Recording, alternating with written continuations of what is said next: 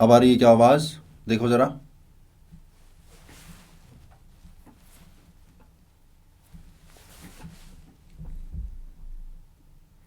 अब आ रही है, ओके, वेरी गुड।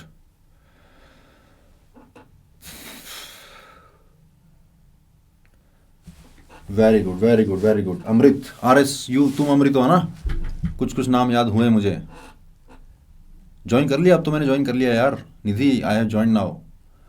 आवाज़ वीडियो सब कुछ ठीक आ रहा है क्या? चलो, बहुत बढ़िया।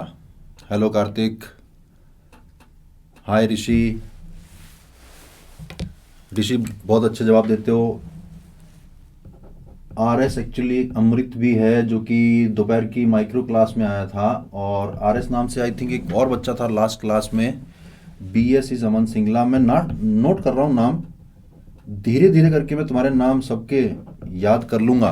क्यों याद कर लूँगा पता है? नाम याद होने के बाद जब तुम क्वेश्चन के जवाब दोगे ना, तो मैं तुम्हारी गलतियों में पैटर्न पहचान लूँगा। और मैं समझ जाऊँगा कि तुम किस तरह की गलतियाँ कर रहे हो। फिर मैं तुम्हें डांट लगाऊंगा। मुझे डांट लगाने में बहुत मज़ा आता है। ऐसा लगता है कि डांटना मेरा जन्मसिद्ध अधिकार है। बच्चों को डांटते हैं तो बच्चों के रिजल्ट में इंप्रूवमेंट होता है। डांट खाते हो क्या तुम लोग अपने टीचरों से? स्कूल में डांट किस किस को पड़ती है? Nidhi is not able to hear me. आवाज़ मेरी आ रही है ना बच्चों? स्कूल में डांट किस किस को पड़ती है बताओ ज़रा। किस किस के स्कूल में डांट पड़ती है और किस किस के स्कूल में मार पड़ती है? मार पड़ती है किसी स्कूल में? हाय पुष्पेंद्र।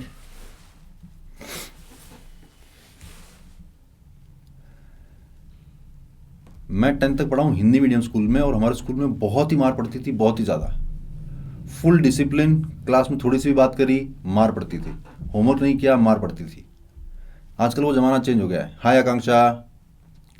आजकल ज़माना चेंज हो गया है। आजकल बच्चों को डांट भी नहीं पड़ती है, मार भी नहीं पड़ती है, क्योंकि मोबाइल और इंटरनेट का ज़माना है। बच्चे बहुत सारी टेक्निक जानते हैं कि अगर मुझे डांटा तो मैं क्या कर दूंगा। शिकायत लगा दूंगा, घर पे बोल दूंगा। सही बात है, सही बात है। के आर को अभी भी पढ़ती है। के आर का नाम मैंने अभी नोट नहीं किया है। के आर, तुम्हारा नाम क्या है बेटा? हाय धीरज। और बच्चों का वेट कर लेते हैं 2 मिनट के लिए। Many people are joining right now. दोपहर वाली क्लास में शायद धीरज तुम नहीं थे। अंजलि, शायद अंजलि थी, शायद नहीं, अंजलि नहीं थी। सिद्धार्थ था, एस नाम से सिद्धार्थ था, यस। अभिषेक तुम भी नहीं थे, कोई बात नहीं। देखो, दोपहर वाली जो माइक्रो क्लास होती है उसमें फ़ायदा ये है कि बहुत ही धीरे धीरे कराता हूँ मैं, बहुत ही धीरे धीरे पढ़ाता हूँ। और क्रैश कोर्स में कई बार आप पूछते हो कि सर दोबारा समझाओ, मुझे बोलना पड़ता है, मजबूरन बोलना पड़ता है कि यार रिकॉर्डिंग दोबारा देख लेना, क्योंकि चैप्टर ख़त्म करना है। माइक्रो कोर्स में आप 2 बार पूछोगे, 3 बार पूछोगे, अपने पास टाइम है, उतना मार्जिन में लेके चलता हूँ कि बीच में कुछ कुछ मुश्किल चीज़ें आएंगी तो बच्चे पूछेंगे। हाय प्रांशु, अंश, Ranveer, Arya, good evening all of you. Angel, के ए तो एक और नाम भी आया था पहले, के ए। माइक्रो कोर्स में के ए was Kartik, today K A is Angel. Hi Angel. Hi Srishti Ganguly from Chhattisgarh, how are you? Chhattisgarh में ठंड पड़ती है क्या अभी? कैसी ठंड पड़ रही है छत्तीसगढ़ में अभी? तान्या, निशिका, पुष्पेंद्र, आयुष, ऋषिराज। आज तुमने बहुत सारे नाम बता दिए मुझे, पर मैं नोट नहीं कर पाया हूँ। कल फिर बताना, नेक्स्ट क्लास में फिर बताना। मैं सारे ना तुम्हारे इनिशियल्स और तुम्हारे नाम नोट कर लूँगा। अच्छा, छत्तीसगढ़ में ठंड नहीं है। Hi Shailaja, Shibi, Divyansh, Hasnain. This course is free बेटा। मुंबई में तो क्या बढ़िया मौसम रहता है यार। मुंबई, बैंगलोर। मुंबई में मेरे 1-2 फ्रेंड हैं, रात को कॉल करते हैं 10-11 बजे। मैं कहता हूँ यार मैं तो रजाई में घुसा हुआ हूँ, ठंड बढ़ रही है, फ़ोन रख दो। अंकुर सैनी सर को नहीं जानता हूँ शायद मैं। Hi Nidhi. It's an honour to study from you and it's my pleasure to teach all of you. बहुत अच्छे बच्चे हो तुम सब लोग, बहुत जोश के साथ पढ़ाई करते हो, बहुत मन लगा के पढ़ाई करते हो। और पहली क्लास से लेकर आज तक जितनी भी 4-5 क्लासें हो चुकी है, तुम लोगों ने बहुत रियली रियली तुम लोगों ने बहुत इंप्रूव किया है। Keep it up, cheers. ठीक है, स्टार्ट करें। मैं हूं बेटा बीकानेर में, बीकानेर राजस्थान। स्टार्ट करते हैं पहले। मेरा नाम, जो बच्चे नए आए हैं, let me introduce myself. मेरा नाम Nitesh Jakhar, I am BTech from IIT Delhi and JEE 2003 जब सब्जेक्टिव पेपर हुआ करता था, that time my all India rank was 1161। Best practice जरूर फॉलो करनी चाहिए। Join the class on time and watch the complete lecture. Attend all classes. अगर कोई class miss होती है, you can see the recording.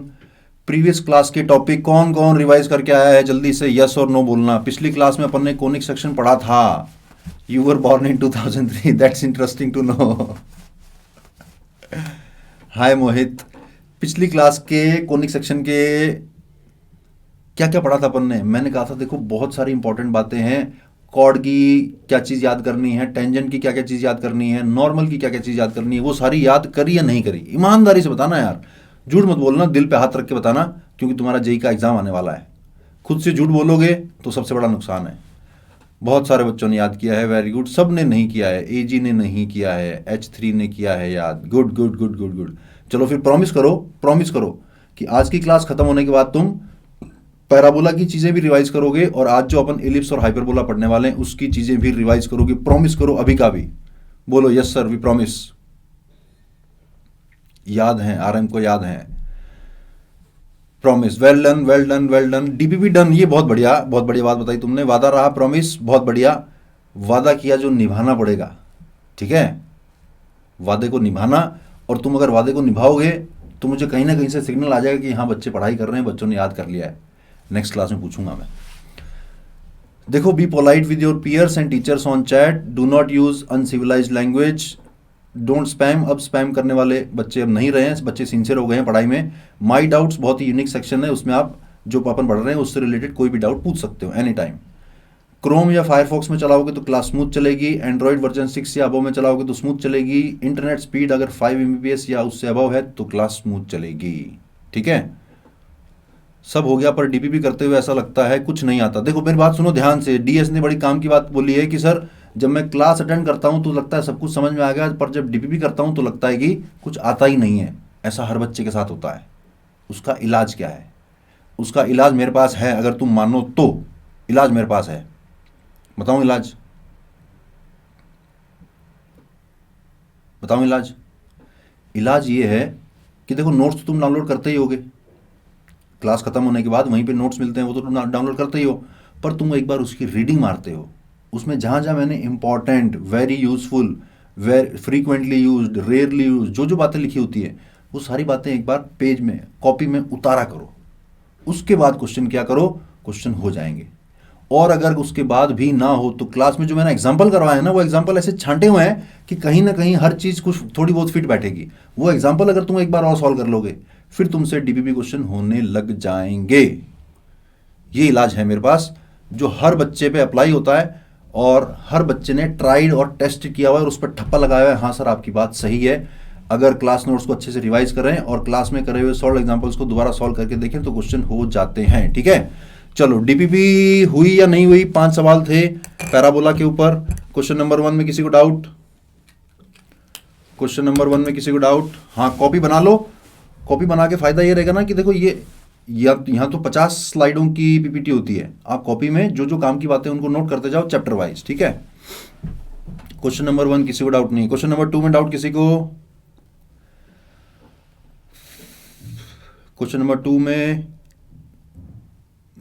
First question में doubt है। चलो देखो भैया, फर्स्ट क्वेश्चन देखो जरा। फर्स्ट क्वेश्चन क्या बोलता है? फर्स्ट क्वेश्चन बोलता है कि equation of the ellipse with focus at, बेटा फोकस दे दिया, डायरेक्ट्रिक्स दे दी। फोकल डायरेक्ट्रिक्स प्रॉपर्टी लगानी ना सीधी सीधी।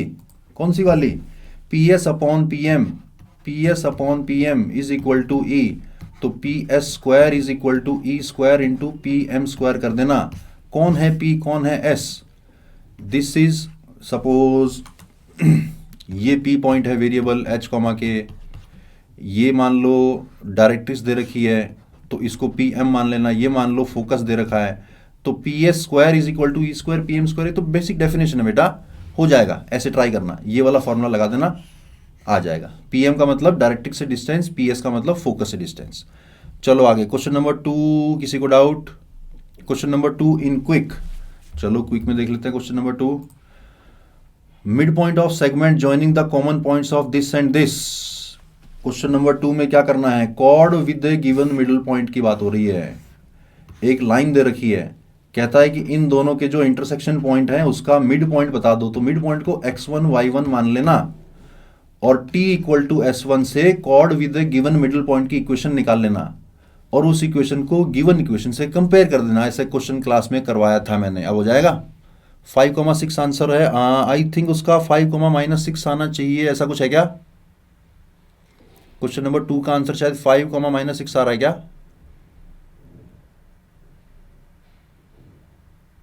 सर आंसर रॉन्ग है, 5,-6। Yes yes yes. Question number 2 answer की मैं करेक्शन कर लेना। आंसर 5,6 गिवन है जो कि रॉन्ग है। Correct answer is 5,-6। ठीक है, डीपीपी में क्वेश्चन नंबर 2 में करेक्शन कर लेना। ठीक, क्वेश्चन नंबर 3 में डाउट किसी को? मल्टीपल करेक्ट, हाँ 5,-6 कर दिया मैंने, उसको ठीक कर लेना। क्वेश्चन नंबर 3 में किसी को डाउट? जल्दी से। नहीं। क्वेश्चन नंबर 4 में डाउट किसी को? हो जाना चाहिए था 4 भी। हाँ हाँ, ऐप में गलत गिवन है, मैं ठीक करा दूंगा। क्वेश्चन नंबर 4 पूछ रहे हैं बच्चे, चलो देखते हैं क्वेश्चन नंबर 4 क्या बोलता है। देखो भैया, क्वेश्चन नंबर 4 बोलता है the length of the latus rectum of this parabola. देखो 5 इंटू एक्स प्लस 1 का whole square plus y plus 2 का whole square plus y plus 2 का whole square is equal to x minus 2y plus 3, x minus 2y plus 3 का whole square. ध्यान से देखना मैं क्या कर रहा हूं। मैं कह रहा हूं x प्लस 1 का whole square plus y plus 2 का whole square is equal to ये वाला जो 5 है, इस 5 को मैं डिनोमिनेटर में लेके जा रहा हूं और क्या लिख रहा हूं, इसको मैं लिख रहा हूं x minus 2y plus 3 divided by √5 पूरे का होल स्क्वायर। यानी आपके पास जो पैराबोला है बेसिकली उसमें फोकस आपको दिया है -1, -2। एक p पॉइंट वेरिएबल है जहां से ps इक्वल टू pm वाली प्रॉपर्टी लगाई गई है। डायरेक्ट्रिक्स दे रखी है आपको x minus 2y plus 3 equal to 0। समझे क्या? समझे क्या? नहीं समझे? ध्यान से देखना। क्या p कोई पॉइंट है x, y, उसका s से और m से डिस्टेंस इक्वल है। ये डिस्टेंस अगर इक्वल है तो इसकी इक्वेशन निकालोगे तो पैराबोला आएगा। कैसा पैराबोला आएगा? PS और इक्वल टू पीएम कर दो, PS square equal to PM square करूंगा। देखो PS स्क्वायर ये लिखा हुआ है, ये PS स्क्वायर लिखा हुआ है आपके सामने, और ये वाला जो पोर्शन है ये वाला, ये बेसिकली PM स्क्वायर लिखा हुआ है। यानी आपको फोकस मिल गया, डायरेक्ट्रिक्स मिल गई। फोकस से डायरेक्ट्रिक्स का डिस्टेंस अगर निकालोगे तो कितना होता है? 2a के बराबर होता है। तो फोकस और डायरेक्ट्रिक्स का डिस्टेंस निकालना, उसका डबल कर देना तो 4a आ जाएगा, और 4a होती है लेटेस्ट रेक्टम की लेंथ। समझ गए क्या? हाँ, 23rd वाली मास्टर क्लास बहुत ज्यादा बेनिफिशियल है। समझ गए? क्वेश्चन नंबर 5 में डाउट किसी को? क्वेश्चन नंबर 5 में डाउट किसी को? डीपी का सॉल्यूशन क्लास के लास्ट में बता दूंगा कहां मिलेगा। क्वेश्चन नंबर 5 में डाउट किसी को? नहीं है। चलें आगे फिर। क्वेश्चन 5 पूछ रहे हैं, चलो क्वेश्चन 5 और देख लेते हैं फटाफट से। क्वेश्चन नंबर 5 क्या बोलता है? Focal chord of positive slope m touches this circle then m is y square equal to 16x दे रखा है। y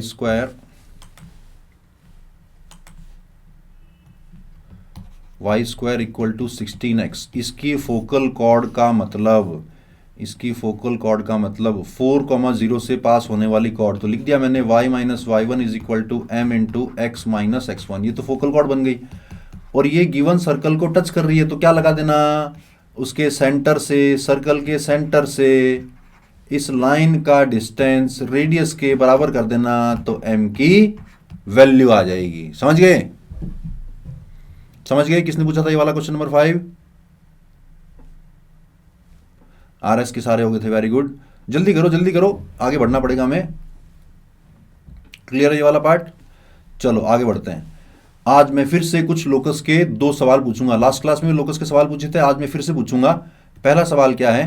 2 फिक्स्ड पॉइंट है, एक वेरिएबल पॉइंट है, इसका यहां से डिस्टेंस d1 है और यहां से डिस्टेंस d2 है। अगर मैं आपको कहूं कि d1 माइनस d2 का मॉड्यूलस इज इक्वल टू 1, तो P का लोकस क्या होगा, फटाफट से बताना।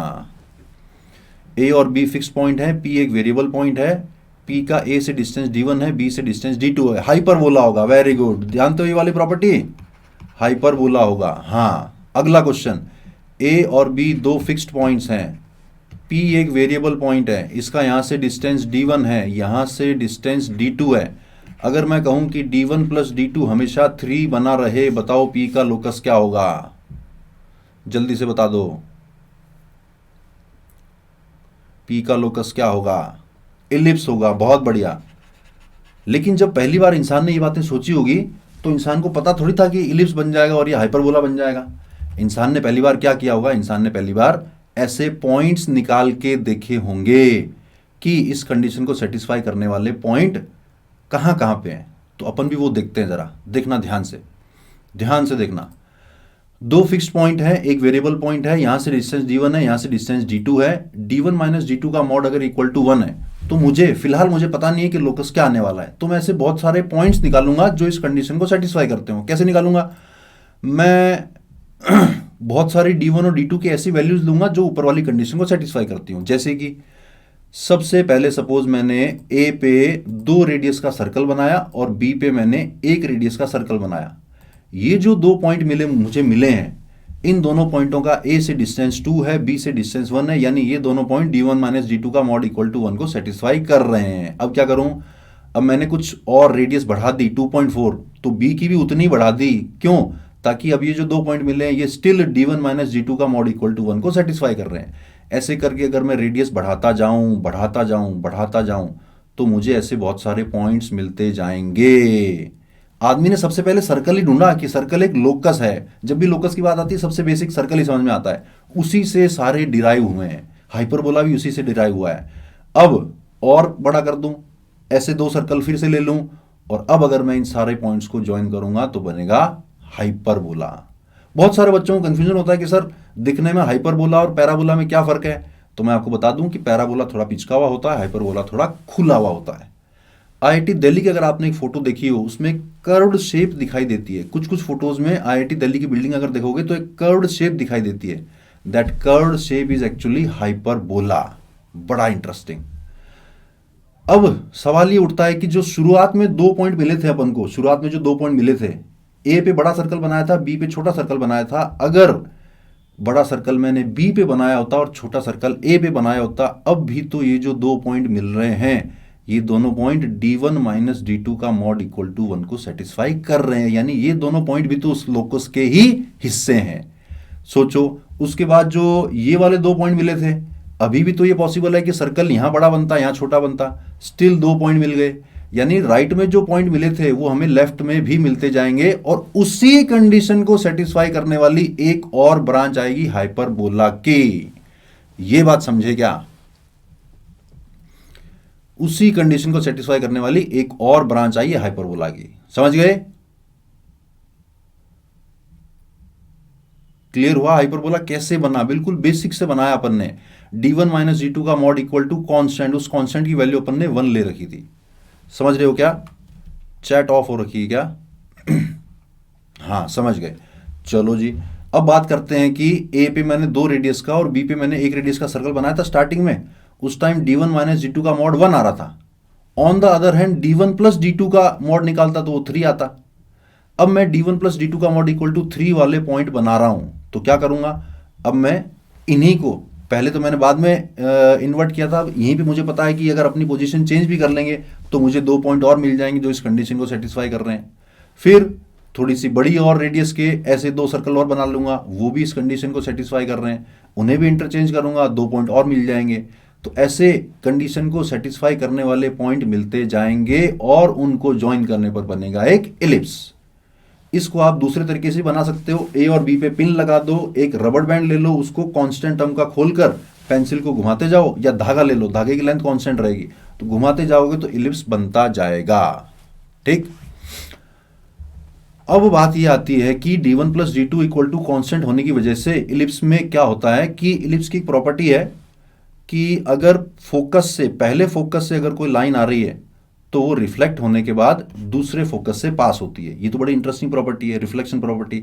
लेकिन अगर आप d1 plus d2 equal to constant को इस रिफ्लेक्शन प्रॉपर्टी से कंबाइन कर दो, d1 plus d2 equal to constant को इससे कंबाइन कर दो, तो क्या होगा, हर रे जो निकल रही है ए वाले से, ए वाले फोकस से, वो हर रे बी पे पहुंचेगी और सारी की सारी रेज एक साथ पहुंचेगी। हिंदी में समझा रहा हूं यार। देखो ये वाला फोकस अगर ए है और ये वाला फोकस अगर बी है, तो ए से निकलने वाली हर रे रिफ्लेक्ट होकर बी तक पहुंचती है, ये बात तो ठीक है। लेकिन क्योंकि d1 प्लस d2 कांस्टेंट रहता है, यानी हर रे सेम टाइम ट्रेवल कर रही है, यानी हर रे सेम टाइम पे पहुंचेगी। ए पे अगर आपने लाइट का सोर्स रख दिया तो बी भी जगमग हो जाएगा, और अगर ए पे आपने साउंड का सोर्स रख दिया तो बी पे सुनाई देने लग जाएगा, सुनाई देगा सारा कुछ जो जो ए पे बोल रहे हो वो। बड़ा इंटरेस्टिंग रिजल्ट है। न्यूयॉर्क में एक म्यूजियम है, म्यूजियम ऑफ नेचुरल हिस्ट्री, उसमें एक बहुत बड़ा सारा हॉल है, और उस हॉल की शेप है इलिप्टिकल। उस इलिप्टिकल शेप की हॉल के एक कोने पे, यानी ए पे अगर आप खड़े होके विस्पर भी करोगे ना, धीरे से बोलोगे, तो बी पे सुनाई देगा। न्यूयॉर्क में है ऐसी बिल्डिंग, बहुत सारी जगह है, न्यूयॉर्क वाली फेमस ज्यादा है। ए पे खड़े होकर अगर आप धीरे से बोलोगे ना, हेलो हेलो हेलो, तो बी पे क्लियर सुनाई देगा। सोचो कि ऐसा क्यों हो रहा है। ऐसा हो रहा है इलिप्स की दो प्रॉपर्टीज की वजह से। पहली प्रॉपर्टी कि d1 plus d2 equal to constant रहता है, यानी कि यहां से निकलने वाली हर रे सेम टाइम पे बी पे पहुंच रही है, और रिफ्लेक्शन प्रॉपर्टी, रिफ्लेक्ट होकर बी पे सारी वेव्स पहुंच रही हैं। समझे? तो ये बड़ी इंटरेस्टिंग प्रॉपर्टी है इलिप्स की। तो इलिप्स और हाइपरबोला की दो चीजें पढ़ी अपन ने। d1 माइनस d2 का मॉड अगर कांस्टेंट है तो बनता है हाइपरबोला, और d1 प्लस d2 अगर कांस्टेंट है तो बनता है इलिप्स। क्लियर हुआ? समझ गए इस बात को? ये प्रॉपर्टीज याद में रखना भैया, ठीक। अब अपन बात करते हैं दोबारा थ्योरी की। तो आज अपन पढ़ेंगे टेंजेंट और नॉर्मल इलिप्स की, और हाइपरबोला की स्टैंडर्ड इक्वेशन, और टेंजेंट और नॉर्मल, ठीक है। लास्ट क्लास में अपन ने इलिप्स की बेसिक प्रॉपर्टी, बेसिक इक्वेशन पढ़ ली थी। फटाफट से क्वेश्चन कर दो, फटाफट से। चलो, ऐसे ही मुझे अच्छा लगा कि तुम्हें समझ में आया। इस तरह की बहुत सारे इंटरेस्टिंग बातें एग्जिस्ट करती हैं दुनिया में, और उन सब में मैथमेटिक्स का ही कमाल है। अपन को लगता है कि यार ये इलिप्स में पढ़ रहा हूं, उसकी फोकस से मुझे क्या करना है, उसके डायरेक्ट्रिक्स से मुझे क्या करना है।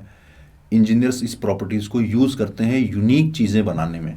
देखो कहाँ न्यूयॉर्क में किसी ने उसको डिजाइन किया होगा, और आज अपन बैठकर 2021 में बैठकर उसके बारे में बात कर रहे हैं, और आने वाली अगली जनरेशन भी उसके बारे में बात करती रहेगी, just because of one simple mathematical property of ellipse, ठीक। क्वेश्चन नंबर 1 फटाफट। रूट 15/16। नहीं यार, नहीं नहीं नहीं नहीं। रूट 5/2 भी नहीं, रूट 5/2 भी नहीं। जल्दी से करो, जल्दी से जल्दी से। Latus rectum is half of its minor axis. Root 3/2 is the correct answer. Very good, K R got the correct answer. Latus rectum होती है 2b² याद है?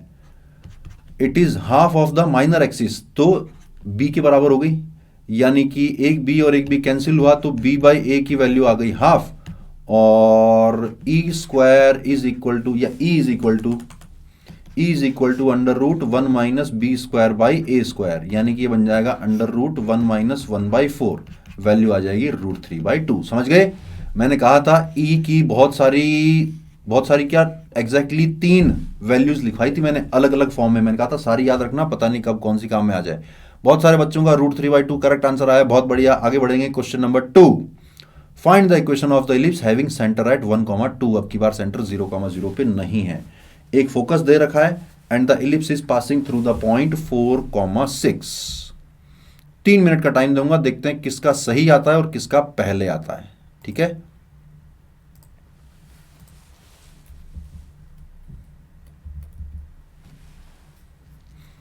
Find the equation of the ellipse having center at 1,2 and focus at 6,2 and passing through the point 4,6। Diagram बना लेता हूं मैं जब तक आप लोग ट्राई कर रहे हो।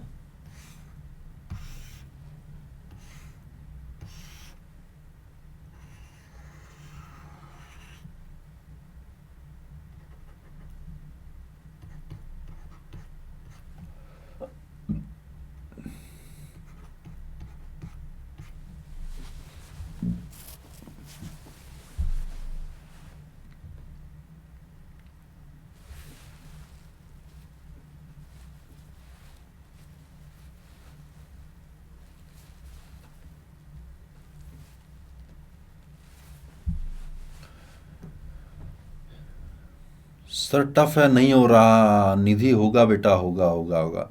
प्लीज़ प्लीज़, मेरी बहुत ही दिल से रिक्वेस्ट है, ऐसे शब्द कभी लिखा ही मत करो कि सर नहीं हो रहा है।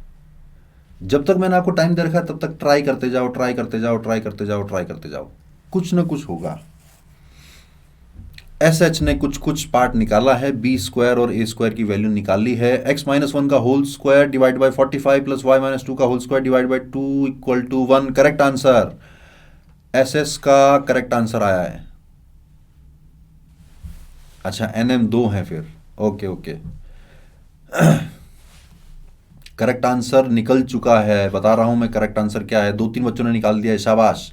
एक्स माइनस वन का whole square divided by 45 plus y minus two का whole square divided by 20 is equal to 1। देखो, अगर टफ लग रहा है तो मैं बिल्कुल बेसिक से करके दिखाऊंगा आपको। सेंटर जब 0,0 पर ना होकर 1,2 पे होगा तो इलिप्स की इक्वेशन पक्का पक्का इस तरह की दिखाई देगी। एक्स माइनस वन का होल स्क्वायर अपॉन ए square plus y minus two का whole square upon B square is equal to 1। ये बात समझ में आती है क्या? अगर मैं कोऑर्डिनेट एक्सिस को, यानी कि सॉरी ओरिजिन को अगर मैं शिफ्ट करता हूं 0,0 से 1,2 पे, तो नए सिस्टम में इस तरह की इक्वेशन आएगी स्टैंडर्ड वाले। और पुराने में निकालोगे तो x की जगह x माइनस वन और y की जगह y माइनस टू। मुझे भगवान कहीं से a और b की वैल्यू बता दो, मेरा काम चल जाए बस। तो कुछ जुगाड़ दे रखा है क्या? जुगाड़ तो दे रखा है, फोकस दे रखा है 6,2 पे।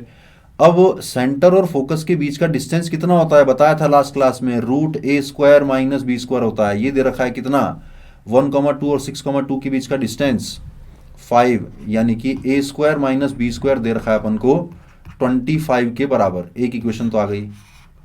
दूसरी इक्वेशन निकालने के लिए देखो 4,6 से पास भी हो रहा है, तो 4,6 से पास करा दो। 4,6 को यहां पुट कर दो। 4,6 को पुट किया तो ये बन रहा है 3, यानी कि 9 बाई ए स्क्वायर प्लस 4 का स्क्वायर यानी कि 16 upon B square is equal to 1। यहां से मैं ए स्क्वायर की वैल्यू निकाल लेता हूं जो कि 25 प्लस बी स्क्वायर के बराबर है, यहां पुट कर देता हूं। तो नेक्स्ट स्लाइड पे ले रहा हूं मैं, 9 by A square plus 16 by B square. 16 by B square is equal to 1 था, और ए स्क्वायर की वैल्यू थी बी स्क्वायर प्लस 25। थोड़ा सा टाइम की कमी है इसलिए मैं इन दोनों इक्वेशंस को सॉल्व करके नहीं दिखा रहा हूं। You can easily solve it, easily solvable है। दो इक्वेशन दो वेरिएबल, कर लोगे सॉल्व करने पे आपकी ए स्क्वायर की वैल्यू 45 आएगी और बी स्क्वायर की वैल्यू 20 आएगी। बताओ, प्रॉमिस करो ये इक्वेशन सॉल्व करके लास्ट तक आंसर निकालोगे या नहीं निकालोगे? सही सही बता दो। ट्राई करोगे तो निकल जाएगा, पक्का निकल जाएगा। निकाल लोगे? पक्का निकालना है, पक्का निकालना है, श्योर 100% निकालना है। उसी बहाने क्या है कि आपके क्लास के नोट्स भी रिवाइज हो जाएंगे, और जो आप कहते हो कि डीपीपी के क्वेश्चन नहीं हो पा रहे हैं, पहले प्रैक्टिस कर लेना, फिर डीपीपी वाले क्वेश्चन सॉल्व करना। ठीक है? ऐसे ये सॉल्व नहीं हो रहा है क्या? चलो मैं फिर सॉल्व करके दिखाता हूं। चलो, ऐसे यहां पे स्टक हो गए तो सॉल्व करके दिखाऊं क्या? हो गया था। ऐसे सॉल्व करके दिखाऊं क्या? जल्दी से बताओ, या ट्राई करोगे? दोबारा ट्राई करोगे? हो गया सर। चलो प्रीवियस पेज देख लो बेटा, क्या डाउट है? बीएस क्या डाउट है? निकालना जरूर निकालना। मैं वो हर काम आपके लिए छोड़ रहा हूं जहां पर आकर आपको खुद थोड़ा सा जोर लगाना पड़ेगा। डीपीपी का आंसर क्या बात कर रहे हो यार? चलो आगे बढ़ते हैं। ऑक्सिलरी सर्कल इलिप्स अगर मेरे पास है x square upon A square plus y square upon B square equal to 1, तो फिर x square plus y square is equal to A square is called auxiliary circle of this ellipse. अगर ये angle theta हो तो इसकी radius ए है, यानी कि ये वाला point A cos theta A sine theta आएगा। वहां से अगर मैं वर्टिकली डाउनवर्ड आऊं तो इस क्यू पॉइंट का एक्स कोऑर्डिनेट तो सेम बना रहेगा। इस एक्स कोऑर्डिनेट को अगर यहां पे डालोगे तो वाई की value automatically B sine theta निकल जाएगी, यानी कि अपन ने क्या निकाल लिया? पैरामेट्रिक फॉर्म ऑफ इलिप्स निकाल लिया। पैरामेट्रिक फॉर्म क्या होती है? Parametric form a cos theta comma b sine theta. लेकिन इसमें ध्यान देने की बात यह है कि थीटा एंगल जो है वो क्यू पॉइंट के साथ नहीं बन रहा है, वो पी पॉइंट यानी ऑक्सिलरी सर्कल वाले के साथ बन रहा है थीटा एंगल। इस बात को ध्यान में रखना, ठीक है? Previous slide please for 1 second, ये लो बेटा। देखो थोड़ा फोकस करो क्लास के ऊपर, चैट के ऊपर ध्यान कम दो, क्योंकि रिपीट में क्रैश कोर्स में थोड़ा कम रिपीट कर पाऊंगा। ठीक है? मैंने ये कहा कि ऑक्सिलरी सर्कल पे कोई पी पॉइंट लूं तो हम जानते हैं कि उसके parametric point A cos theta A sine theta होते हैं। पी से वर्टिकली डाउनवर्ड अगर मैं आऊंगा तो इस क्यू पॉइंट के एक्स कोऑर्डिनेट तो सेम रहेंगे। वाई कोऑर्डिनेट निकालने के लिए मैंने एक्स कोऑर्डिनेट को पुट किया इक्वेशन में, तो वहां से वाई कोऑर्डिनेट की वैल्यू निकल गई बी साइन थीटा। यही है पैरामीट्रिक फॉर्म ऑफ इलिप्स। यानी कि आज के बाद कभी भी इलिप्स पे अगर पॉइंट लेना हो, ए कॉमा बी ले लेना ना, x1 y1 ले लेना ना, क्या ले लेना, a cos theta b sine theta ले लेना, ताकि एक ही वेरिएबल बचे। कौन वेरिएबल? थीटा। ठीक है, अब इंपॉर्टेंट बातें आ गई। Equation of tangent to the ellipse slope form की अगर बात करूं तो y is equal to M x plus minus under root A square M square plus B square. इसके बिना तुम्हारी जिंदगी में काम चलेगा ही नहीं, जेई में सिलेक्शन होगा ही नहीं जब तक ये वाली इक्वेशन याद नहीं होगी। एम स्लोप की टेंजेंट, इलिप्स पे जब भी एम स्लोप की टेंजेंट बनानी हो तो एम स्लोप की दो टेंजेंट आएंगी, दोनों पैरेलल होंगी। दिख रहा है ना, दोनों पैरेलल होंगी एम स्लोप की टेंजेंट, इसीलिए प्लस माइनस लगा है, दो टेंजेंट आएंगी। पॉइंट ऑफ कांटेक्ट अगर निकालना हो, ये देखो ये माइनस प्लस लिखा हुआ है। क्यों लिखा है माइनस प्लस? देखो ऊपर वाली इक्वेशन में अगर आप प्लस साइन लोगे तो पॉइंट ऑफ कांटेक्ट में माइनस साइन लेना है, और ऊपर वाली टेंजेंट की इक्वेशन में अगर आप माइनस साइन लोगे तो पॉइंट ऑफ कांटेक्ट में प्लस साइन लेना है। कैसे देखना जरा ध्यान से। सपोज ये वाली टेंजेंट है तो मुझे दिख रहा है, डायग्राम से दिख रहा है कि इसका स्लोप जो है नेगेटिव आने वाला है, स्लोप नेगेटिव आने वाला है, लेकिन पॉइंट ऑफ कांटेक्ट का एक्स कोऑर्डिनेट और वाई कोऑर्डिनेट दोनों पॉजिटिव आने वाले हैं, और जो वाई इंटरसेप्ट है, वाई इंटरसेप्ट भी पॉजिटिव आने वाला है, पॉजिटिव आने वाला है। यानी कि इस इक्वेशन में मैं, इसकी इक्वेशन आपको दिखेगी इस टाइप की, y is equal to M x plus under root A square M square plus B square type की दिखेगी। ठीक है, तो पॉइंट ऑफ कांटेक्ट अगर निकालना है तो आपको माइनस साइन लेना पड़ेगा, x के कोऑर्डिनेट निकालने के लिए आपको माइनस साइन लेना पड़ेगा। क्यों? क्योंकि m नेगेटिव है, तो m का नेगेटिव और ये वाला नेगेटिव पॉजिटिव बना देगा, तो x कोऑर्डिनेट भी पॉजिटिव आ जाएगा, y कोऑर्डिनेट भी पॉजिटिव आ जाएगा। Thank you NM, I am grateful to you. दूसरी बात, point form of tangent, very very important, very very important. इसके बिना आपका जेईई में सिलेक्शन कभी नहीं हो सकता, भगवान भी आपका सिलेक्शन नहीं करवा सकते अगर आपको इलिप्स की टेंजेंट्स की इक्वेशन याद नहीं है, और शैतान भी आपका एडमिशन रोक नहीं सकता है अगर आपको सारी इक्वेशन याद है। अब फैसला तुम्हारा है कि तुम्हें क्या करना है। Parametric form x cos theta upon A plus y sine theta upon B is equal to 1, इसको भी याद रखना है, ये भी वेरी इंपॉर्टेंट। कोई दो पैरामीट्रिक पॉइंट हैं अल्फा और बीटा, ये वाला पॉइंट अल्फा है, ये वाला पॉइंट बीटा है, उन पे अगर टेंजेंट खींची जाए तो ये जो इंटरसेक्शन पॉइंट है इसके कोऑर्डिनेट ये हैं। इसको अगर याद नहीं करोगे तो काम चल जाएगा, लेकिन ऊपर वालों में क्या काम है कि अगर याद नहीं किया तो जेईई में सिलेक्शन नहीं होगा। ये वाला याद नहीं करोगे तो काम चल सकता है, याद कर लोगे तो फायदा जरूर होगा। ठीक है, okay okay. English question number 3, हाँ एग्जाम तक याद रख लो, आपका काम चल जाएगा। आईआईटी में जाने के बाद भूल जाना, भले आईआईटी में पहुंचने के बाद भूल जाना, कोई दिक्कत नहीं है। Find the area of the quadrilateral formed by the tangents at the end points of the latera recta. Latera recta is the plural of latus rectum. In parabola we have only one latus rectum, but in ellipse we have two latus rectum, so the plural word is latera recta. Okay, फटाफट से निकाल दो।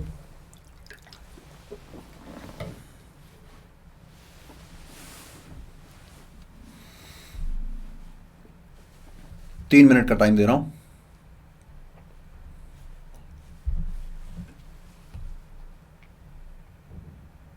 $27, बहुत बढ़िया।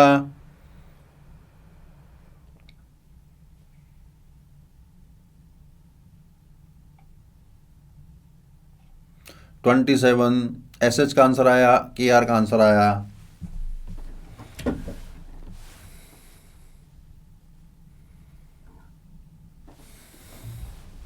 Am का आया, MA का आया। ये कैसे किया? कौन सा कैसे किया बेटा? 5/6 गड़बड़ है, बोथ ऑफ सेम लेंस, समझ नहीं पा रहा हूं मैं। बहुत ही आसान है। 27 बहुत सारे बच्चों का आ गया। Very good very good very good very good very good, so fast, very good. हाँ छोटा है सवाल, इतना लंबा नहीं है, इतना लंबा नहीं है। लंबा लगेगा अगर आपको चीजें याद नहीं है तो। चलो बहुत सारे बच्चों का आ गया, क्वेश्चन सॉल्व करते हैं फटाफट से। इलिप्स दे रखा है अपन को, डेफिनेटली हॉरिजॉन्टल वाला इलिप्स है, और उसके लेटस रेक्टम पे एंड पॉइंट्स पे टेंजेंट्स खींची गई हैं। सॉरी यार, मज़ा नहीं आया डायग्राम में मज़ा नहीं आया।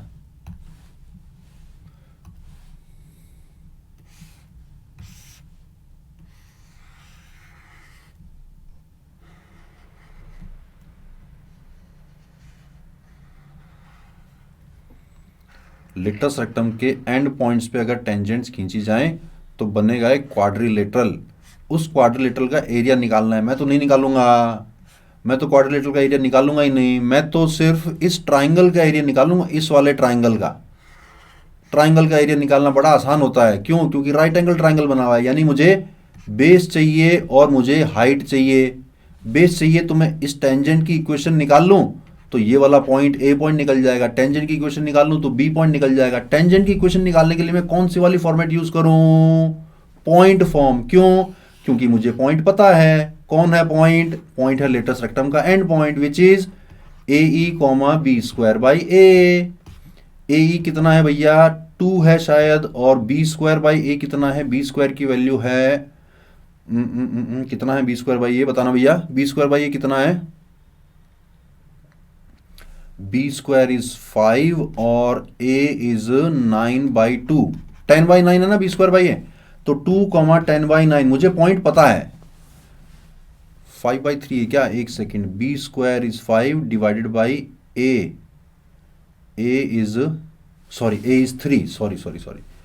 इज 3, तो 5/3 आ गया। ये भी गड़बड़ हुआ। This is also 5/3।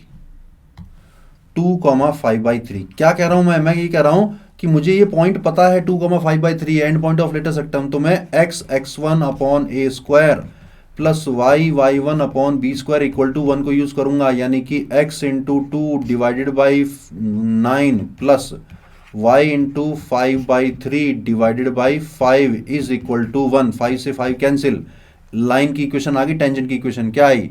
इक्वेशन आई 2x upon 9 plus y upon 3 is equal to 1।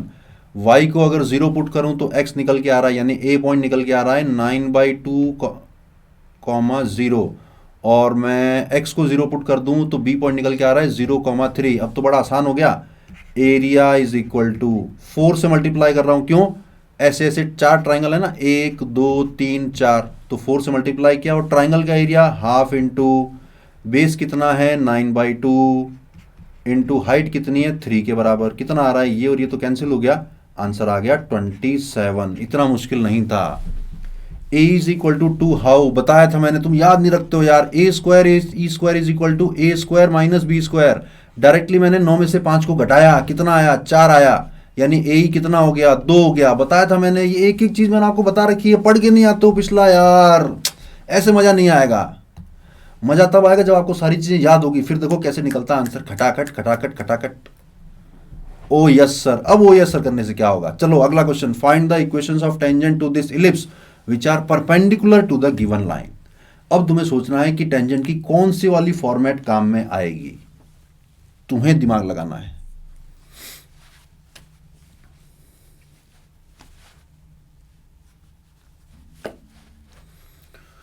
Point form काम में आएगी, या स्लोप फॉर्म काम में आएगी, या पैरामेट्रिक फॉर्म काम में आएगी?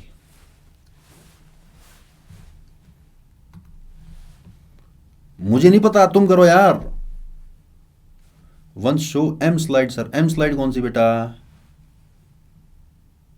Last slide please. लो देख लो।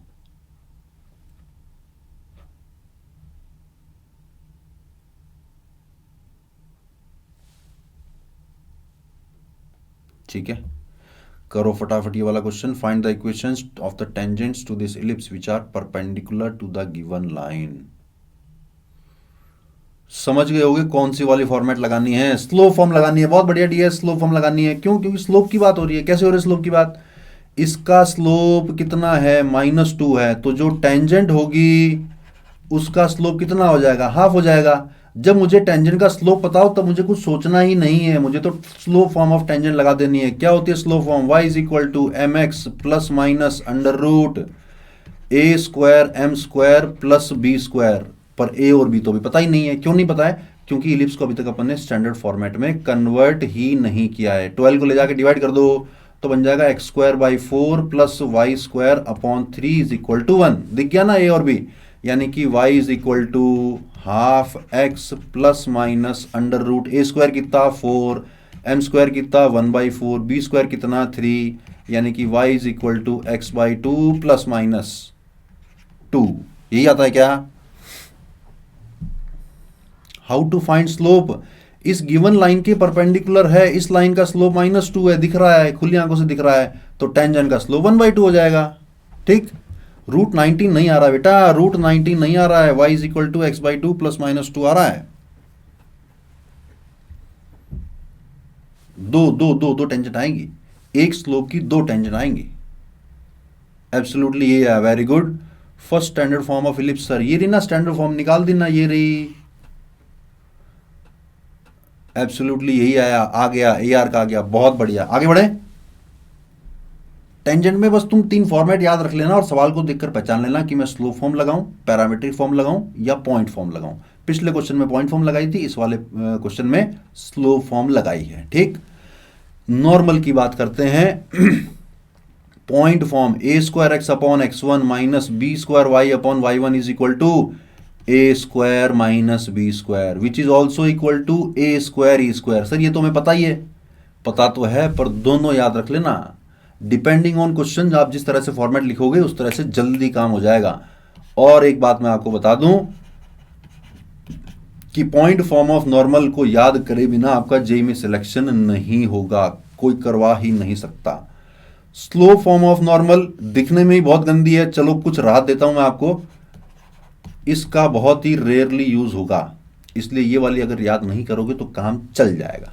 इतना राहत मैंने दे दिया आपको। हाँ, पैरामीट्रिक फॉर्म जो कि है a x sec theta minus b y cosec theta which is equal to A square minus B square which is also equal to A square E square, इसके ये याद किए बिना आपका जेईई में सिलेक्शन हो ही नहीं सकता। हो गया तो मैं तुम्हें पकड़ के वापस ले आऊंगा, आईटी वालों को बोल दूंगा इसको पैरामीट्रिक फॉर्म ऑफ नॉर्मल याद नहीं है, इसको बाहर निकालो। समझ गए? ओ सॉरी, पैरा बोला नहीं, इलिप्स होना चाहिए यहां पे। ठीक है, सॉरी, इलिप्स। ठीक है, मेंस में कॉनिक्स का वेटेज बहुत अच्छा है और एडवांस में भी बहुत अच्छा है। एडवांस में तो बहुत ज़्यादा वेटेज है कॉनिक्स का और बड़े अच्छे अच्छे सवाल आते हैं, इंपॉर्टेंट होता है। मैंने बता दिया पॉइंट फॉर्म ऑफ नॉर्मल और पैरामीट्रिक फॉर्म ऑफ नॉर्मल के बिना आपका काम ना चले भैया।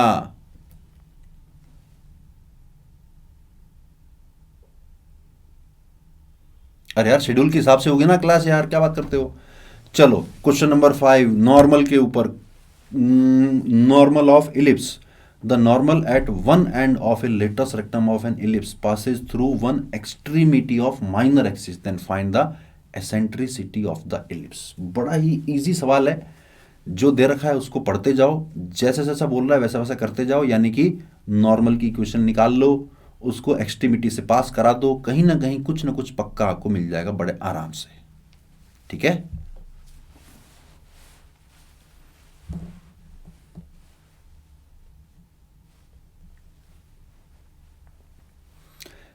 फिजिक्स की क्लास नहीं होगी, केमिस्ट्री क्लास होगी ना। एक ही दिन में बहुत सारी क्लास अटेंड करोगे तो सेल्फ स्टडी कब करोगे, इसलिए टाइम टेबल इसके हिसाब से मैनेज करके फिक्स किया गया है। तुम वेक्टर 3D मैट्रिक्स की टेंशन क्यों ले रहे हो? तुम तो ये टेंशन ले लो कि अभी आपको जितना शेड्यूल दिखाई दे रहा है उसमें आप वेल प्रिपेयर्ड हो जाओ, बचे हुए लेक्चर उसके बाद आ जाएंगे, एक एक करके सारे चैप्टर कवर होते जाएंगे, आपकी तैयारी पूरी हो जाएगी। आराम मैं बताऊं तुम्हारे जैसे बच्चों के साथ क्या गड़बड़ होती है। तुम्हारे जैसे बच्चों के साथ गड़बड़ ये होती है कि पेपर में क्वेश्चन नंबर 1 सॉल्व कर रहे हो और क्वेश्चन नंबर 2 पे नजर जाती रहती है कि वो मुझे आता या नहीं आता। बोलो हाँ, ऐसी गलती होती है तुमसे या नहीं होती? बताओ।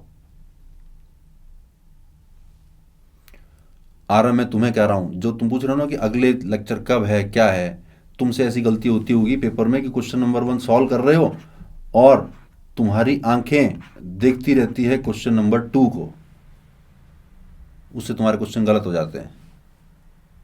इसलिए मत करो ऐसा, जो चल रहा है उस पर फोकस रखो यार।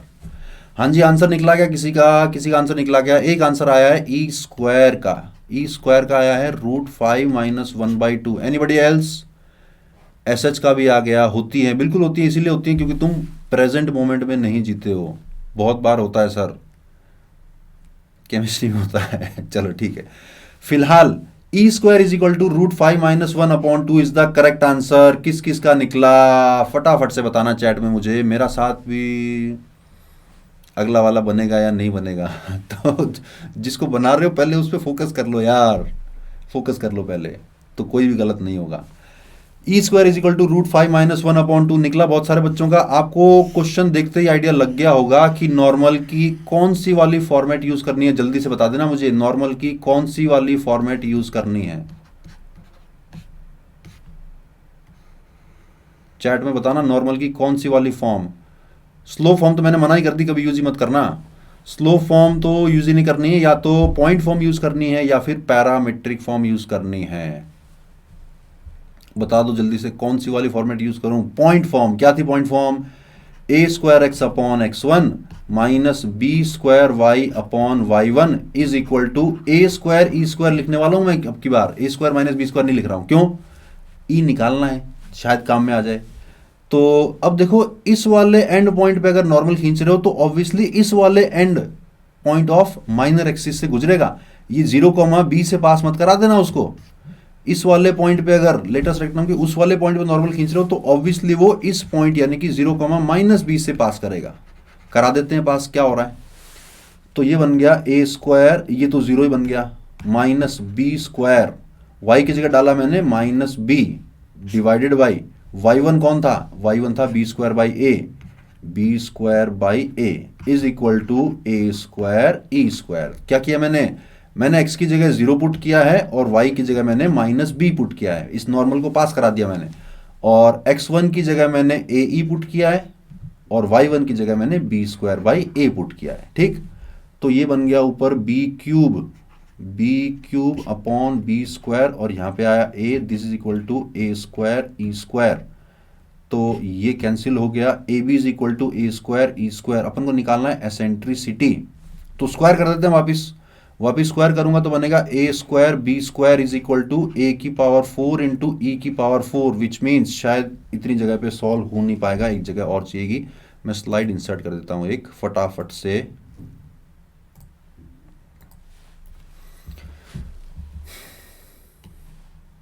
अपने पास आया था a² b² is equal to a⁴ into e⁴, a² b² is equal to a⁴ into e⁴, और b² को मैं लिखने जा रहा हूं a² इंटू 1 माइनस e², तो बन जाएगा a⁴ into 1 minus e² is equal to a⁴ e⁴। ये b² की वैल्यू डाल दी मैंने यहाँ पे डाल दी। a⁴ कैंसिल हुआ, इक्वेशन आई e⁴ plus e² minus 1 is equal to 0, यानी कि e² की वैल्यू आने वाली, e में क्वाड्रेटिक नहीं है, e² में क्वाड्रेटिक है। e² की वैल्यू आने वाली -1 प्लस माइनस √5/2। नेगेटिव वैल्यू तो आ नहीं पाएगी, पॉजिटिव वाली वैल्यू लेनी पड़ेगी, और जब e की वैल्यू निकालूंगा तो एक अंडर रूट और लगाना पड़ेगा। बोलो समझे कि ना समझे भैया? जल्दी से बताना, समझ में आया कि नहीं आया? मुश्किल था क्या? यस और नो? क्वेश्चन मुश्किल था क्या? यस और नो? क्वेश्चन मुश्किल नहीं था। हाँ, अगर आपको पॉइंट फॉर्म ऑफ नॉर्मल याद ही नहीं है और ये वाला रिलेशन अगर याद ही नहीं है तो फिर तो मुश्किल है, फिर काम नहीं चल पाएगा। ठीक है, बहुत बढ़िया, वेरी गुड, शाबाश। चलते हैं आगे। Normal at the point p θ समझ गए ना? p θ का मतलब पैरामीट्रिक पॉइंट, जो कि होता है a cos θ, b sin θ। p θ पे खींचा गया नॉर्मल, q ब्रैकेट में 2 θ पे इंटरसेक्ट करता है वापस इलिप्स को, तो cos θ की वैल्यू निकालनी है। क्वेश्चन खुद चिल्ला के बोल रहा है कि भैया parametric form of normal use कर लेना, parametric form of normal use कर लेना। समझ रहे हो ना? कौन सा वाला स्टेप बेटा? NP -1 plus √5/2। देखो e² की वैल्यू, दो वैल्यू आई थी e² की, एक तो आई थी √5 - 1/2 और दूसरी आई थी -√5 - 1/2। अच्छा, ये वाला स्टेप समझ नहीं आया तो थोड़ी देर के लिए e² को t मान लो, तो इक्वेशन बन जाएगी t² plus t - 1 is equal to 0, और फिर लगा दो क्वाड्रेटिक फॉर्मूला। अब समझ गए? आंसर -1 है, फटाफट से निकाल दो। पैरामेट्रिक फॉर्म ऑफ नॉर्मल बहुत सारे बच्चों को याद नहीं होगी, मैं दोबारा दिखा देता हूँ। A x sec theta minus b y cosec theta is equal to A square minus B square. लिख देता हूँ, चलो। ए एक्स मेरे भी काम ही आएगी। A x sec theta minus b y cosec theta is equal to A square minus B square. फटाफट से निकालना यार, फटाफट से। एनपी तुम्हें वो स्टेप समझ में आ गया ना? अब तो मैंने टी मान के दिखाया तुम्हें, क्वाड्रेटिक बनाई टी में। एनपी हाँ करेक्ट, -1 आएगा, बिल्कुल ठीक है।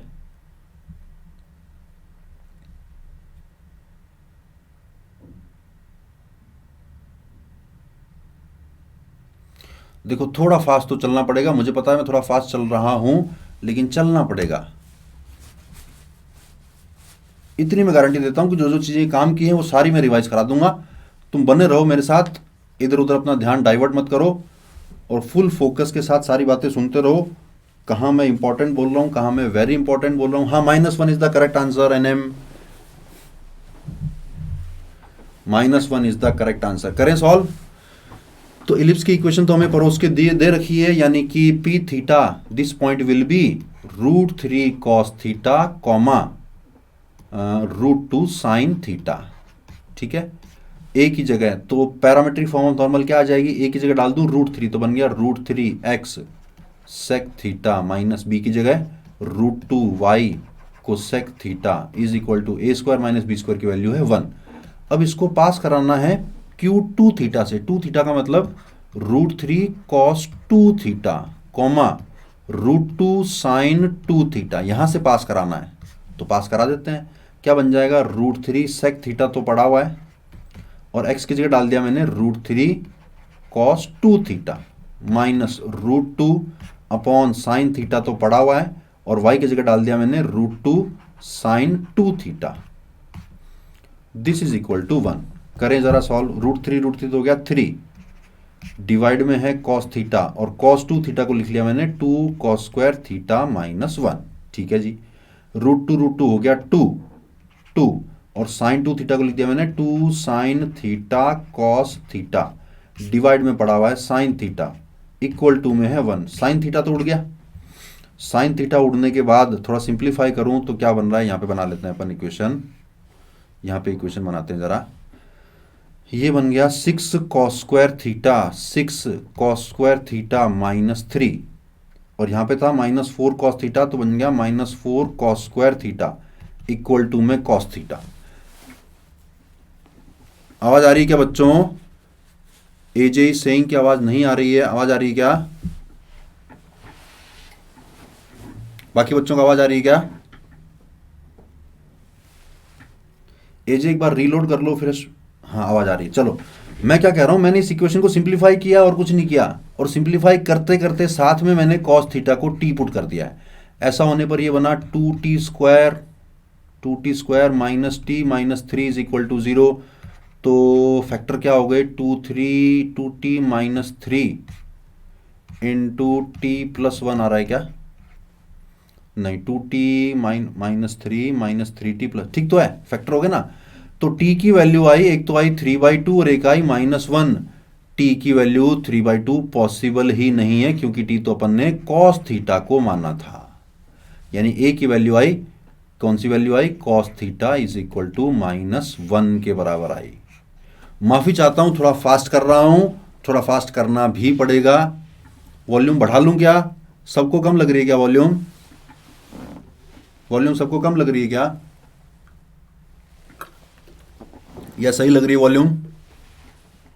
देखो मैं वॉल्यूम अगर बढ़ाऊंगा तो थोड़ी फट जाएगी आवाज। नो सर से मतलब वॉल्यूम कम लग रही है नो सर, या वॉल्यूम सही है no sir, volume is low. ठीक है मैं बढ़ा देता हूं थोड़ी वॉल्यूम। अब बढ़ी क्या? अब कुछ बढ़ के आ रही है, जो पहले जितनी आ रही थी उतनी आ रही है? ऑडिबल है? ओके चलो चलो चलो चलो चलो चलो। डिस्ट्रैक्शन आ जाता है यार, चैट से बहुत ज्यादा डिस्ट्रैक्शन आ जाता है। तुम लोग कभी वॉल्यूम की बात करते हो, कभी स्क्रीन की बात करते हो, मजा नहीं आता। चलो फोकस करते हैं दोबारा अपन क्वेश्चन पे। क्वेश्चन क्या था? क्वेश्चन ये था कि normal at the point parametric point, तो ऑब्वियसली हमें यूज करनी थी पैरामीट्रिक फॉर्म ऑफ नॉर्मल। और मैंने आपको बता दिया कि ये पैरामीट्रिक फॉर्म ऑफ नॉर्मल अगर आपको याद नहीं होगी तो आपका जेईई में सिलेक्शन भगवान भी ना करा सकते, मैं भी नहीं करा सकता, मैं तो भगवान हूं ही नहीं। आगे बढ़ते हैं। कुछ स्टैंडर्ड रिजल्ट जैसे अपन ने पैराबोला में देखे थे, same standard result chord of contact कैसे निकालनी है, t इक्वल टू 0 से निकालनी है। पेयर ऑफ टेंजेंट यानी कि इलिप्स में किसी एक्सटर्नल पॉइंट से टेंजेंट खींचोगे तो पेयर ऑफ टेंजेंट की directly equation SS1 is equal to T square, काम नहीं आएगी, नॉट यूजफुल, लेकिन फिर भी ध्यान में रहना चाहिए, सिंपल सा फॉर्मूला याद हो जाएगा। t equal to 0 very important, t equal to S1 क्या है ये, chord with a given middle point, कोई कॉर्ड है जिसका मिड पॉइंट दे दिया हो आपको x1 y1 के जैसा, तो इस कॉर्ड की equation directly t equal to S1 से आ जाएगी। ठीक है।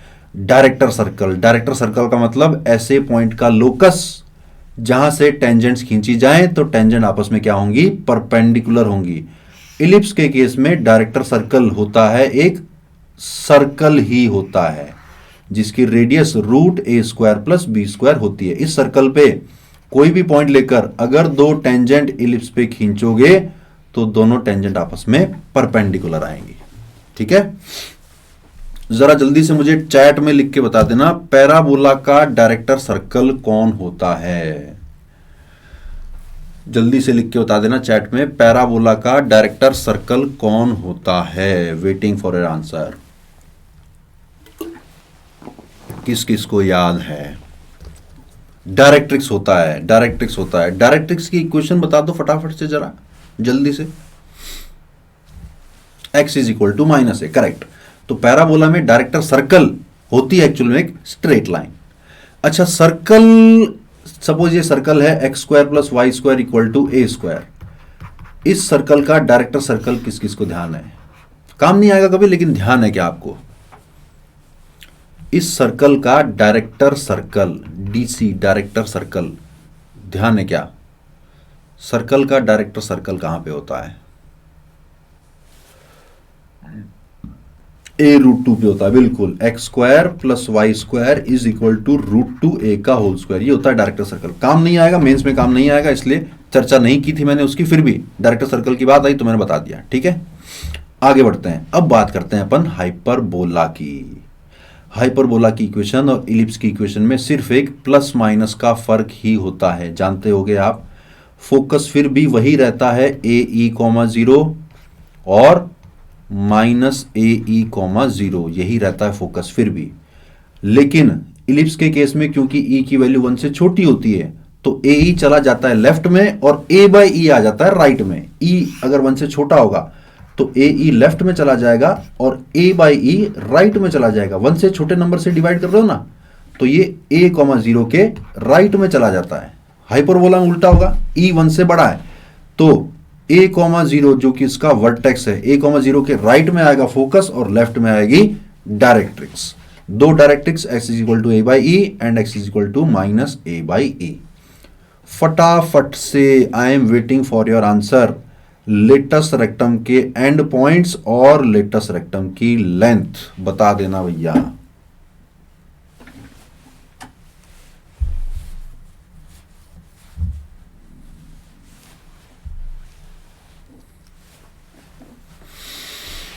हाइपरबोला की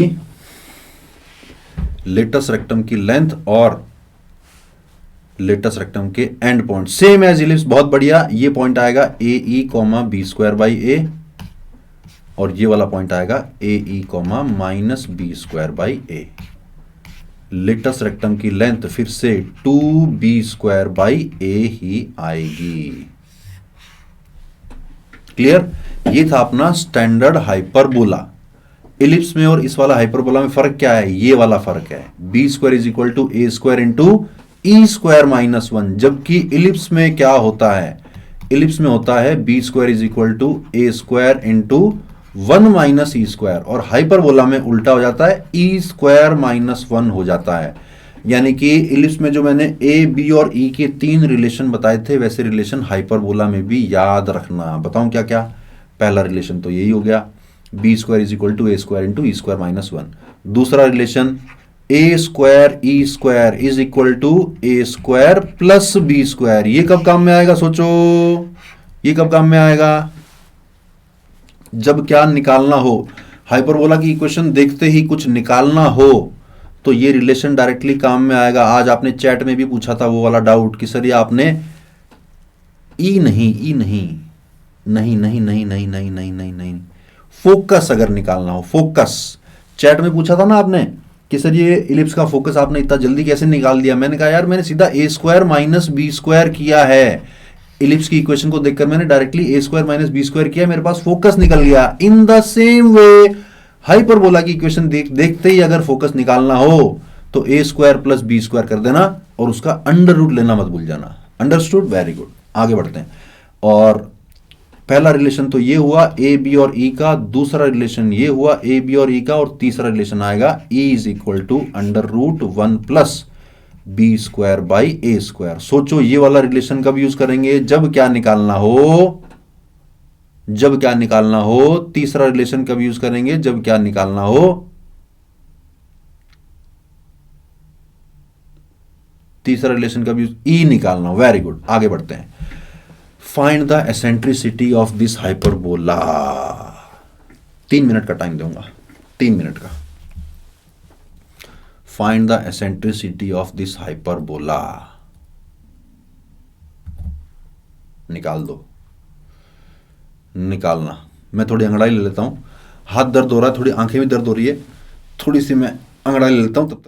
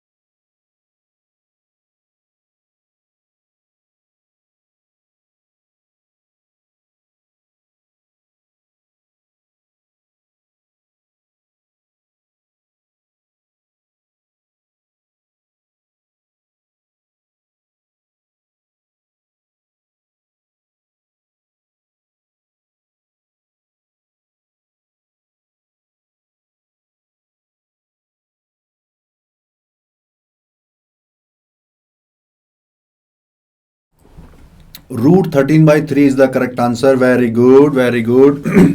वॉल्यूम तेज है यार, मुझे लग रहा है थोड़ा धीरे कर लेता हूं मैं, फट रही है आवाज। √13/3 इज द करेक्ट आंसर। करें सॉल्व। देखो भैया, अब ये स्टैंडर्ड फॉर्मेट में तो है नहीं, हमें इसको स्टैंडर्ड फॉर्मेट में कन्वर्ट करना पड़ेगा। तो ये एक्स वाली टर्म्स इकट्ठी कर लो, 4x² minus 8x minus 9y² is equal to 32। तो ऑब्वियसली बात है कि इसका सेंटर 0,0 पे नहीं आने वाला है, कहीं और आने वाला है। उसके लिए हमें इसको परफेक्ट स्क्वायर बनाना पड़ेगा। 4 तो कॉमन निकल रहा है, पहला ख्याल तो ये आया, तो x² minus 2x minus 9y² is equal to 32। तो परफेक्ट स्क्वायर बनाऊं तो इसको मैं x माइनस 1 का होल स्क्वायर माइनस 1 लिख दूं। अब तक तो प्रैक्टिस हो गई होगी परफेक्ट स्क्वायर बनाने की। इज इक्वल टू 32, तो बन गया 4 इंटू एक्स माइनस 1 का whole square minus 4 minus 9y² is equal to 32, यानी कि 4 इंटू एक्स माइनस 1 का whole square minus 9y² is equal to बन गया 36। 36 को डिवाइड में ले जाओगे अगर तो बन जाएगा x माइनस 1 का whole square divided by 9 minus y² divided by 4 is equal to 1। तो बेसिकली जो पैराबोला बन रहा है उसका वर्टेक्स थोड़ा शिफ्ट हो रखा है। कहां पे आ रहा है वर्टेक्स? वर्टेक्स आ रहा है 1,0 पे। वर्टेक्स नहीं पूछा है, फिर बता रहा हूं। हमें पूछा है एसेंट्रिसिटी कितनी आएगी, जो कि होती है √1 plus B square by A square. This comes out to B √1 plus B square कितना 4, ए स्क्वायर कितना 9। आंसर आ गया √13/3। किस किस का सही निकला था? कई सारे बच्चों का सही निकला था। हाँ बेटा, डीपीपी भी मिलती है। मन की आंखों से परफेक्ट स्क्वायर बनाते हैं। HA that is not a good thing बेटा। तुम्हें अगर कोई ऐसा बोलेगा तो तुम्हें बिल्कुल अच्छा नहीं लगेगा। Not a good thing. चलो कोई बात नहीं, आगे बढ़ते हैं, आगे बढ़ते हैं। द फोकस ऑफ हाइपरबोला, बहुत ही अच्छा सवाल, बहुत ही इंटरेस्टिंग सवाल। Focus of hyperbola coincide with the focus of this ellipse. If the eccentricity of the hyperbola is 2 then find its equation. Class के लास्ट में बता दूंगा डीपीपी कहां पे मिलेगी। अभी क्वेश्चन पे फोकस करो फटाफट। डीपीपी आंसर भी बता दूंगा कहां पे मिलेंगे, और डीपीपी कहां पे मिलेंगी, क्लास के नोट्स कहां मिलेंगे, रिकॉर्डिंग कहां मिलेगी, सब कुछ बता दूंगा। अभी तुम इस तरह की बातों से डिस्ट्रैक्ट खुद भी मत हो और मुझे भी डिस्ट्रैक्ट मत करो। तुम अभी क्वेश्चंस और जो पढ़ा रहा हूं उस पर ध्यान दे लो ताकि मेंस का एग्जाम अच्छा हो सके। छोटी मोटी बातें लास्ट के 5 मिनट में सारी बता दूंगा मैं, ठीक है।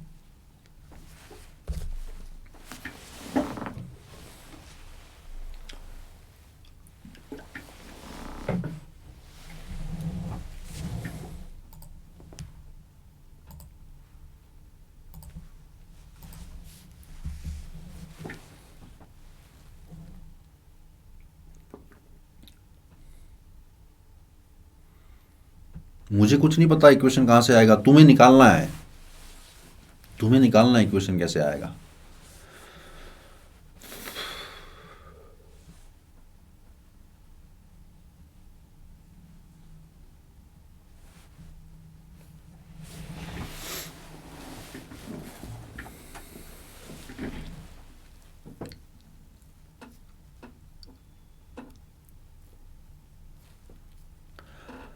कुछ कुछ बच्चों के आंसर आने शुरू हो गए हैं। मैं अभी जो बच्चे ट्राई कर रहे हैं उन्हें डिस्टर्ब नहीं करूंगा। यूटी तुम्हारा आंसर तो बिल्कुल ही गड़बड़ है, बहुत बहुत ही ज़्यादा गड़बड़ है। तुम देखते ही खुद समझ जाओगे तुमने क्या गलती करी है। एनएम के आंसर को देखो और यूटी का आंसर को देखो, यूटी तुम खुद समझ जाओगे तुमने क्या गलती करी है। आरएस का same as NM, very good. SS का भी वही आ रहा है। डन डन सर, वो ओके ओके, टाइपिंग एरर, चलो माफ किया, क्योंकि एग्जाम में टाइप नहीं करना पड़ता, एग्जाम में तो सिर्फ टिक करना होता है, टिक टिक टिक टिक टिक टिक। चलो बहुत सारे बच्चों का आंसर आ गया है। Correct answer is guys x square by 4,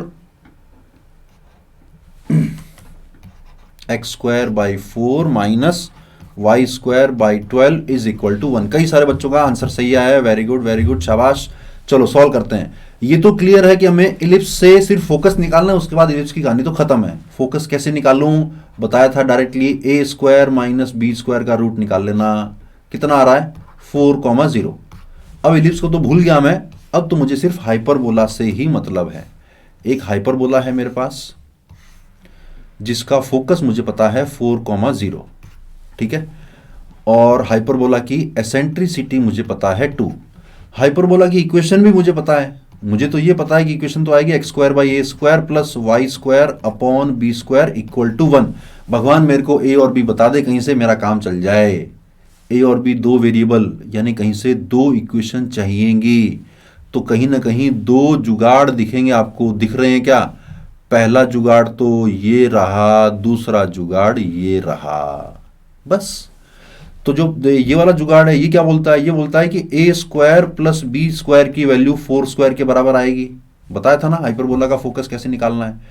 और जो e इक्वल टू 2 है वो क्या बोलता है, वो बोलता है कि a square E square is equal to A square plus B square होता है। और ये भी बोल रहा है चिल्ला चिल्ला के कि ए की वैल्यू 4 के बराबर है, तो ए का यानी ये बन गया 16। अच्छा ये तो सेम रिलेशन बन गया, सॉरी। ई की वैल्यू 2 है तो डाल दो यहां पर, रेड कलर से नहीं करते हैं, सॉरी। ई की वैल्यू 2 डाल दूं तो ये बन गया 4a स्क्वायर। क्या कर रहा हूं मैं, ई की वैल्यू 2 उठाकर इस रिलेशन में डाल दी मैंने, तो बन गया 4a square is equal to A square plus B square, यानी कि b square is equal to 3a square. एक रिलेशन तो ये आ गया। अब b square is equal to 3a square यहां पे डाल दूं तो बन गया 4a square is equal to 16, तो a स्क्वायर की वैल्यू आ गई 4।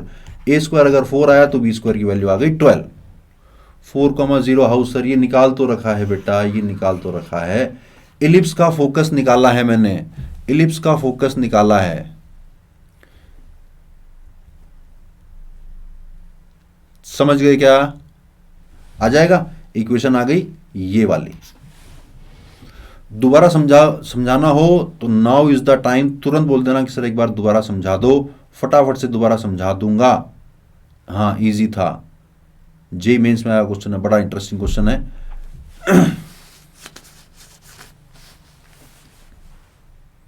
ए इक्वल टू 4 को इक्वेट करोगे तो दिक्कत कहां पे फंस सकती है, उसका ए और इसका ए नहीं, A1 E1 A2 E2 फिर कर देना भले, फिर ठीक है, नहीं तो गड़बड़ हो जाती है, क्योंकि उसका ए और इसका ए अपन आपस में कई बार कंफ्यूज करते हैं कि कौन सा वाला ए है, इसलिए मैंने फोकस पहले निकाल लिया, फिर मैं सीधा हाइपरबोला पे आ गया और इलिप्स को मैं भूल गया, क्योंकि इलिप्स पे मुझे सिर्फ फोकस ही चाहिए था। समझ गए?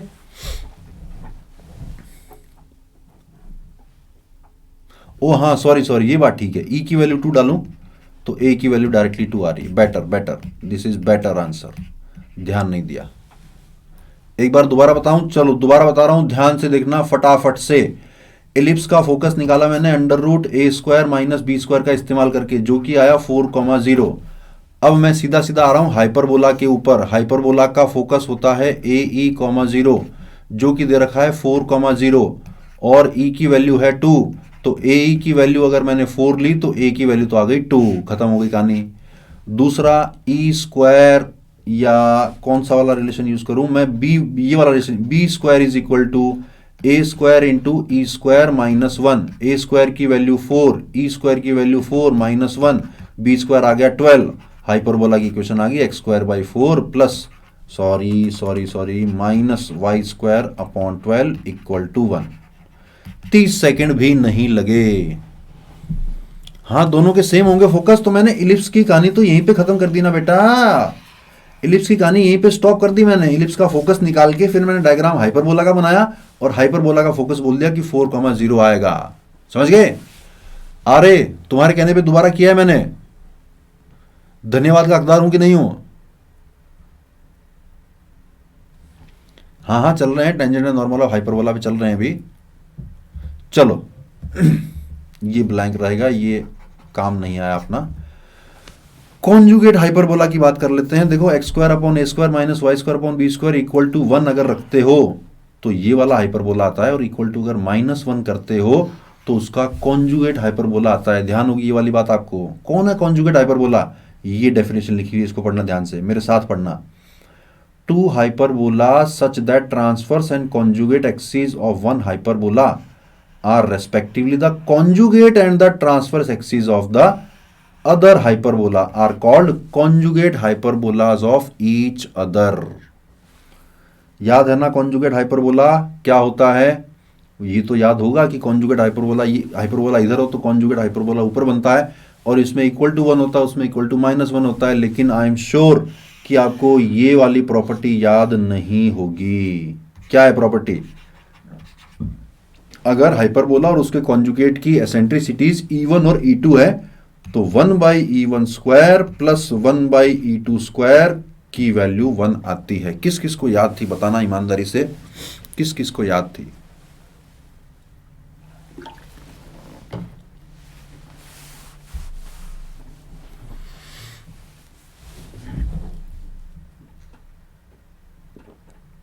हाँ याद थी, very good very good very good very good. आगे बढ़ते हैं। Auxiliary circle and parametric form, ध्यान से सुनना, इसको ध्यान से सुनना। ये इसका ऑक्सिलरी सर्कल है जिसकी इक्वेशन है x square plus y square is equal to A square. ये वाला वर्टेक्स होता है ना A,0। अब मुझे ये पता है कि सर्कल पे कोई पैरामीट्रिक पॉइंट ले सकता हूं मैं A cos theta, A sin theta. उस पॉइंट पे मैंने खींची एक टेंजेंट। इस टेंजेंट ने जहां पे कट किया वहां से गया मैं ऊपर। सोचो इस टेंजेंट की इक्वेशन क्या आएगी? इसकी इक्वेशन आएगी x cos theta plus y sine theta is equal to A, parametric form of tangent in circle. और इसमें अगर मैं y को 0 डालता हूं तो x की वैल्यू क्या आती है? a sec theta. अब यहां से अगर मैं वर्टिकली ऊपर जाऊंगा तो q पॉइंट का x कोऑर्डिनेट तो a sec थीटा मिल गया, और इसको अगर मैं पुट कर दूंगा किसमें? X square upon A square minus y square upon B square equal to 1 में पुट कर दूंगा तो y की वैल्यू निकल के आ जाएगी। क्या निकल के आएगी? y की वैल्यू निकल के आएगी b tan थीटा, यानी कि a sec theta b tan theta is actually parametric form of hyperbola. लेकिन काम की बात क्या है, काम की बात ये कि थीटा ये वाला एंगल होता है। इस क्यू पॉइंट को अगर आप ओरिजिन से ज्वाइन करोगे तो वो थीटा नहीं होता, थीटा होता है ऑक्सिलरी सर्कल का जो पॉइंट, ऑक्सिलरी सर्कल का जो पॉइंट एंगल बनाता है ओरिजिन के साथ, वो होता है एंगल थीटा। ठीक है, क्या नहीं पता था एनएम? कौन सा वाला पार्ट नहीं पता था? कौन सा वाला पार्ट नहीं पता था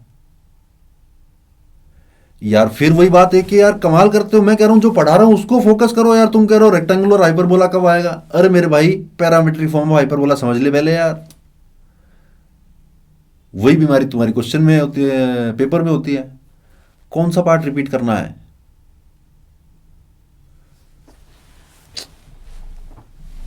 इस पूरी स्लाइड में कॉन्जुगेट वाला रिपीट करना है।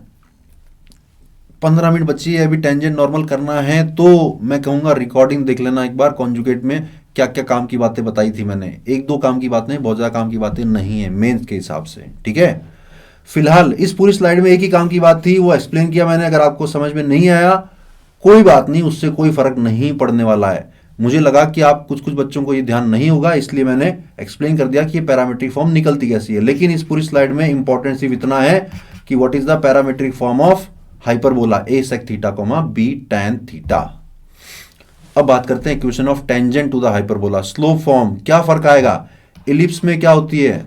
इलिप्स में होती है y is equal to M x plus minus under root A square M square plus B square, और यहां पे होती है a square M square minus B square. Same point of tangency में भी उतना सा ही फर्क आएगा, बाकी सारा कुछ सेम है। मैं आपकी जानकारी के लिए बता दूं कि पॉइंट फॉर्म आएगी x x one upon A square minus y y one upon B square equal to one. ये तो सबसे आसान है। और x1 की जगह अगर a sec थीटा और y1 की जगह b tan थीटा डाल दोगे तो निकल जाएगी पैरामीट्रिक फॉर्म ऑफ टेंजेंट। जानकारी के लिए मैं ये बताने वाला था कि इस पूरे डब्बे के अंदर जितना भी लिखा हुआ है इसको याद करे बिना, घोटे बिना, घोटना समझते हो, इसको घोटे बिना जेई में सिलेक्शन नहीं होगा, जेई क्लियर नहीं कर पाओगे। हाइपरबोला एडवांस में तो पक्का ही पूछा जाता है, और टेंजेंट की इक्वेशन पक्की काम में आती है, नॉर्मल की इक्वेशन भी पक्की काम में आती है। ठीक है, आगे बढ़ते हैं। नॉर्मल टू द हाइपरबोला, आपकी खुशी के लिए बता दूं कि स्लोप फॉर्म ऑफ हाइपरबोला काम में नहीं आती है, इसलिए इसको याद नहीं करोगे तो काम चल जाएगा। लेकिन point form and parametric form, इनके बिना काम बिल्कुल भी नहीं चलेगा। These are very very important. इनको याद नहीं करोगे तो जेई में सिलेक्शन नहीं होगा। याद करना बड़ा आसान है, इलिप्स वाली याद कर ली तो हाइपरबोला वाली आराम से याद हो जाएगी। इलिप्स वाली में क्या था? A square x upon x one minus B square y upon y one था, तो यहां पे हो गया माइनस का प्लस। यहां पे ए स्क्वायर माइनस बी स्क्वायर था, तो यहां पे हो गया ए स्क्वायर प्लस बी स्क्वायर। वहां पे ए स्क्वायर ई स्क्वायर था, यहां भी ए स्क्वायर ई स्क्वायर ही तो होता है। कौन? ए स्क्वायर प्लस बी स्क्वायर जो होता है वो ए स्क्वायर ई स्क्वायर के बराबर ही होता है। अरे बेटा यार तुम, ये पीडीएफ मिल जाएगी। मैं तुम्हें क्या समझा रहा हूं कि जो मैं पढ़ा रहा हूं उस पर एक बार फोकस कर लो। लास्ट की 5 मिनट में तुम्हारे सारे डाउट क्लियर कर दूंगा। तुम पूछ रहे हो अरे पीडीएफ कहाँ मिलेगी, डीपीपी कहाँ मिलेगी, सर रेक्टेंगुलर हाइपरबोला कब आएगा? इसलिए तो दिक्कत आती है पेपर में तुम्हें यार। चलो कोई बात नहीं, मैं आपसे ये पूछना चाह रहा हूं कि क्या आपको टेंजेंट और नॉर्मल की इक्वेशन याद है हाइपरबोला की? बहुत कम बच्चों को याद होती है, इसलिए मैं आप कह रहा हूं इनको अच्छी तरह से दिल में उतार लेना। दिल में जब किसी को आप बसा लेते हो तो वो चीज भूलते नहीं हो कभी। इन द सेम वे पूरे कोनिक सेक्शन में ही जो जो बातें मैंने आपको इस स्लाइड के ऊपर वेरी इंपॉर्टेंट या यूजफुल या नॉट यूजफुल कह के लिख के दे दिए हैं, उतना अगर तुम याद कर लोगे, मतलब समझना भी नहीं है, उतना अगर याद ही कर लोगे तो मेंस में आया हुआ कोनिक सेक्शन का क्वेश्चन तुमसे पक्का पक्का हो जाएगा। ये मैं गारंटी ले रहा हूं यार। आज तक किसी ने गारंटी ली है तुम्हारे साथ इस तरह की? कोनिक सेक्शन की गारंटी मैं ले रहा हूं। जो मैं कह रहा हूं उतना याद कर लो तुम, मेंस के सारे सवाल हो जाएंगे। चलो आगे। Find the common tangent of this ellipse and this hyperbola. बड़ा इंटरेस्टिंग सवाल। एडवांस में इस तरह के क्वेश्चन अक्सर पूछे जाते हैं कि दो कोनिक दे दिए और कह दिया दोनों की कॉमन टेंजेंट निकालो। निकाल के बताओ, एक इलिप्स दिया है मैंने, एक हाइपरबोला दिया है, इनकी कॉमन टेंजेंट निकाल के बता दो खटाक से, फटाक से, झटाक से।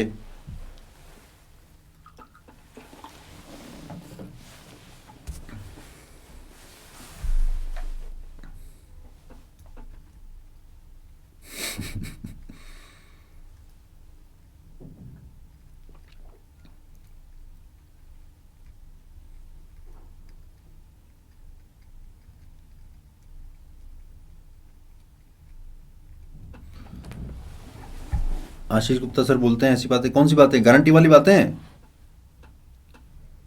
गारंटी वाली बातें ना सर भी बोलते होंगे। मतलब कोई बंदा तुम्हें कह रहा है कि यार इतना पढ़ लो, गारंटी है तुम्हारे जेई मेंस के सवाल हो जाएंगे, तुम पूछ रहे हो सर रेक्टेंगल और हाइपरबोला कहाँ है? कमाल कमाल करते हो यार। ऐसे मत करो यार, बातों को ध्यान से सुनो। मैं यहाँ किस लिए बैठा हूँ? मैं तुम्हारे सारे डाउट्स के जवाब देने के लिए तो बैठा हूँ। अब तुम डाउट ही, जब रामायण चल रही है तुम महाभारत के डाउट पूछ रहे हो, जब महाभारत सुना रहा हूँ तब तुम रामायण के डाउट पूछ रहे हो। ऐसे मत करो यार। हिंदी मीडियम में समझाओ सर। देखो मैं बोल तो हिंदी रहा हूँ, पर जो वर्ड्स हैं उनकी हिंदी थोड़ी सी गरिष्ठ है, गरिष्ठ। कॉमन टेंजेंट का कोई फॉर्मूला नहीं है, कोई फॉर्मूला नहीं है कॉमन टेंजेंट का, बता दूं मैं आपको। There is no fix formula for common tangent. तरीका, तरीका, दिमाग लगाना पड़ेगा, दिमाग।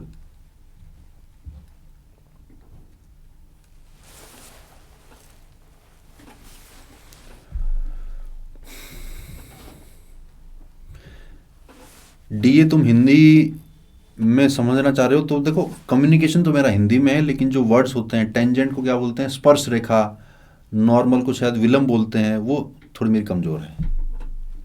अदरवाइज मैं एक्सप्लेन तुम्हें हिंदी में कर रहा हूं। y equal to x plus minus √7 नहीं। टेंजेंट का फॉर्मूला लिखो सर। अरे यार चलो लिख देता हूं। y is equal to M x plus minus √a² m² minus b²। ये तो इसके लिए है, और इसके लिए है y is equal to M x plus minus √a² m² plus b²। लो लिख दिया। डिफरेंशिएट करके टेंजेंट्स इक्वेट कर सकते हैं क्या? ना ना ना ना ना ना ना, क्योंकि डिफरेंशिएट करके जब आप टेंजेंट का स्लोप निकालते हो तो आपको पॉइंट चाहिए होता है। हाइपरबोला पे कोई अलग पॉइंट आ रहा होगा, इलिप्स पे कोई अलग पॉइंट आ रहा होगा, इसलिए। हाँ सेपरेटली लिख दी ना यार। अब जाके सही जवाब निकला। y is equal two plus minus x plus minus √7। 4 tangents आएंगे, बहुत ही बढ़िया यार, यही सुनना चाह रहा था मैं सम, मजा आ गया यार। सही नहीं, y equal to x plus √7 बहुत ही पार्शियली 25% सही है। अब ध्यान देना, थोड़ा टाइम हो रहा है, ध्यान देना ऊपर कैसे सॉल्व करेंगे। मुझे हाइपरबोला पे m स्लोप की टेंजेंट पता है, ये होती है। इलिप्स पे m स्लोप की टेंजेंट पता है, ये होती है। अब इन दोनों में फर्क क्या है?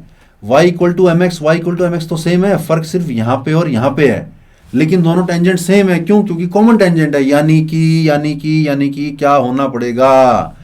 ये वाला पार्ट हाइपरबोला का और इलिप्स का ये वाला पार्ट दोनों इक्वल होने पड़ेंगे। ये वाला स्टेप समझ गए तो कॉमन टेंजेंट निकाल लोगे। हाइपरबोला के लिए a² m² माइनस b² कितना आ रहा है? ये आ रहा है 16m² माइनस 9। इलिप्स के लिए a² m² प्लस b² कितना आ रहा है? ये आ रहा है 4m² प्लस 3। दोनों होने चाहिए इक्वल, कर दो इक्वल। तो 16m² minus 9 should be equal to 4m² plus 3, which means 12m² is equal to 12, यानी कि m की वैल्यू आ गई प्लस माइनस 1। m तो निकल गया। अब या तो ये वाला निकाल लो या ये वाला निकाल लो, कोई भी एक निकाल लेते हैं। ये निकाल लेते हैं 4m² प्लस 3। 4m² प्लस 3 कितना आ रहा है? 4 इंटू 1 प्लस 3 यानी कि 7 आ रहा है। क्या क्या निकाल लिया मैंने? क्या क्या निकाल लिया मैंने? मैंने स्लोप निकाल लिया और ये वाला y इंटरसेप्ट निकाल लिया। Equation y is equal to M x plus minus √a² m² plus b² put कर दो तो y is equal to m की जगह plus minus x plus minus इसकी वैल्यू आई थी √7। ये था अपना फाइनल आंसर। 4 कॉमन टेंजेंट्स आएंगी। ठीक है, डायग्राम बना के दिखाऊंगा 4 कॉमन टेंजेंट कैसे आएंगी, देख लो फटाफट से।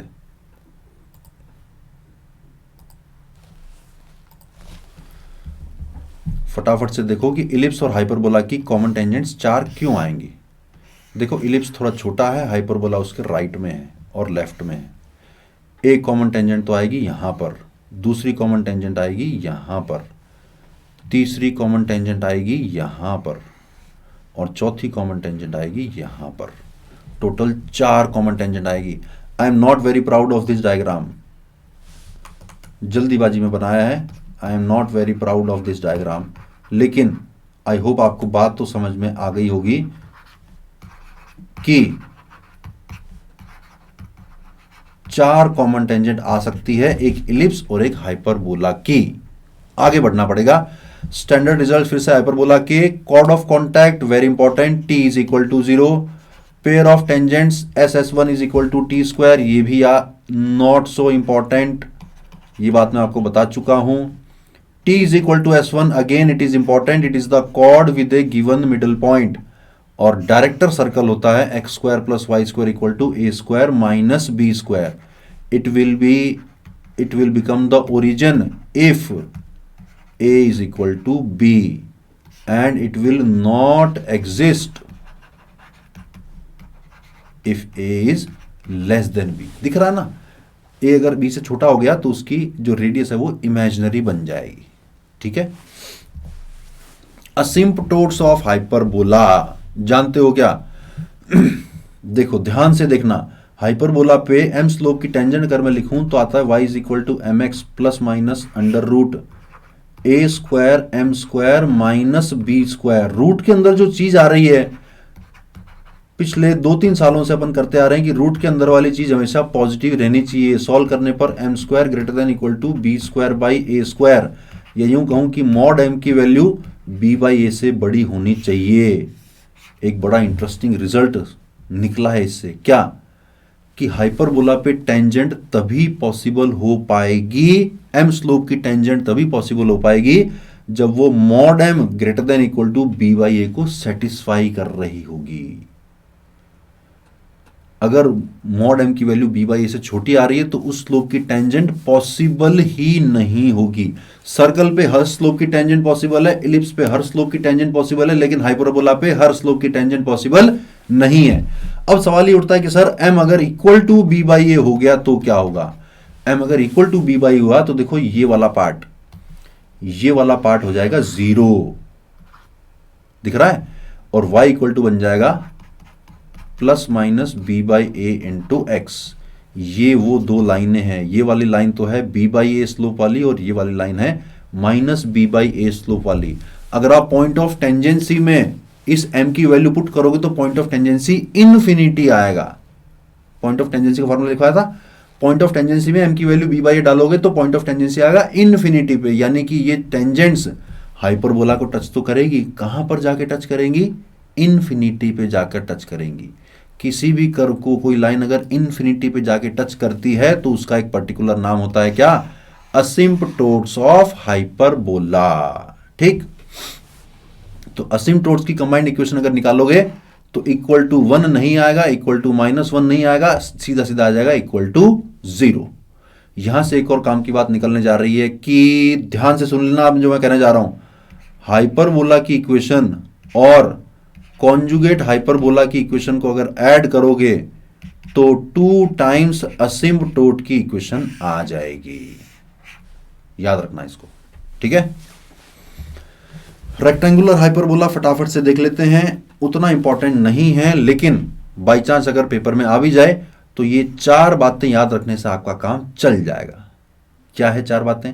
पहले मैं आपको एक्सप्लेन कर देता हूं कि रेक्टेंगुलर हाइपरबोला होता क्या है।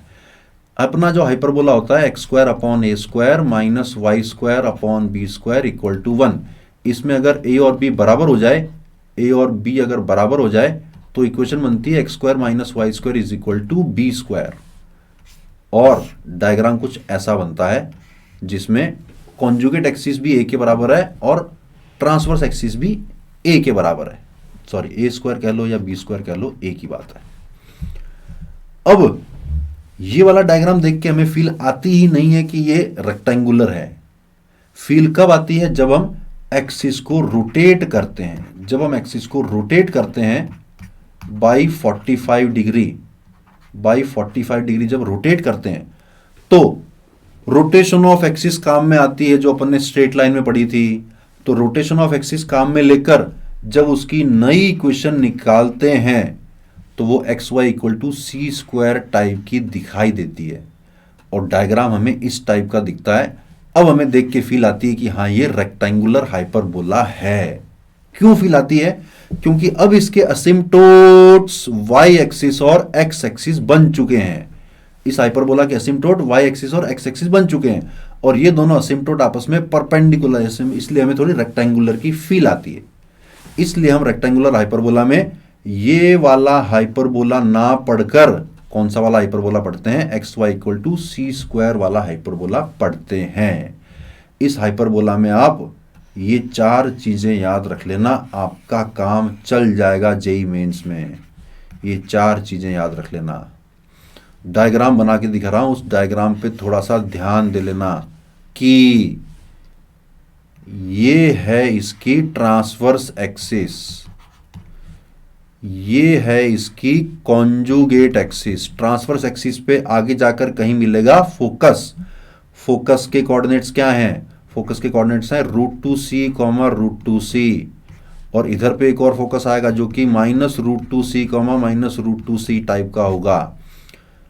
वर्टेक्स, वर्टेक्स तो दिख रहा है कि ये वाला पॉइंट c, आएगा और दूसरा वाला वर्टेक्स -c, -c आएगा। डायरेक्ट्रिक्स, डायरेक्ट्रिक्स आएगी यहां कहीं, ये दूसरे कलर से बना के दिखा रहा हूं। डायरेक्ट्रिक्स आएगी यहां पर आएगी डायरेक्ट्रिक्स पहली और यहां पर आएगी डायरेक्ट्रिक्स दूसरी वाली। इसकी इक्वेशन x + y = ऊपर वाले लोगे तो √2c, नीचे वाले लोगे तो -√2c। लेटस रेक्टम की लेंथ जरूर जरूर जरूर याद कर लेना। आपकी बात ट्रांसवर्स एक्सिस, कॉन्जुगेट एक्सिस और लेटस रेक्टम सबकी लेंथ सेम ही होती है। अब जाके मुझे थोड़ा सांस आया क्योंकि फटाफट फटाफट फटाफट सारी चीजें कवर करनी थी, हाइपरबोला की भी, इलिप्स की भी। बहुत सारी इंफॉर्मेशन एक ही प्रेजेंटेशन में डाल दी है मैंने, लेकिन उस इंफॉर्मेशन में से कौन कौन सी के बिना आपका काम नहीं चलेगा मैंने क्लियरली आपको मार्क करके दिखाया है। अब मैं आपको फटाफट से दिखा देता हूं कि आपको डीपीपी कहां मिलेगी और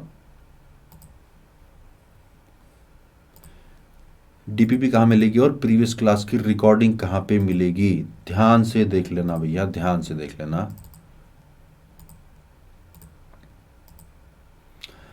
अमेजॉन एकेडमी का पेज दिख रहा है सबको? ट्रायंगुलर,